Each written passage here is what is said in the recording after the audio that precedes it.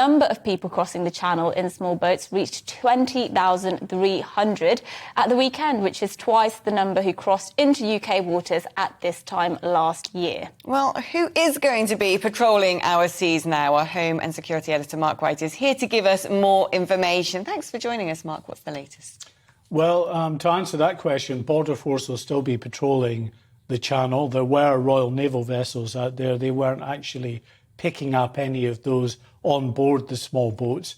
Instead, they had a command and control function. So they were the ones who were gathering the intelligence as to what vessels were crossing and coordinating the interception of these small boats to pick up those on board and to take them to Dover. That function of picking up the migrants was still done, as you can see there, by the RNLI and Border Force vessels as well. So they'll continue to do that, but it means that Border Force will have to resume what it was doing prior to April of this year, which is commanding the operation at sea, which takes up a resource, requires a level of skill and professionalism that it was thought was just too much, actually, for Border Force back in April when Boris Johnson announced this three-pronged approach to trying to tackle the migrant crisis. One was for the Royal Navy to take command and control. The other was for thousands of migrants to be sent to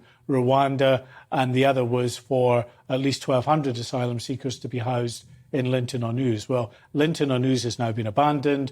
Rwanda is mired in legal challenges in the courts. And now the Royal Navy have confirmed that they are going to do what they said they would look at, the review of their command and control operations come January the 31st, but with a view to handing that back to Border Force once they've given them the proper infrastructure and the training to do that.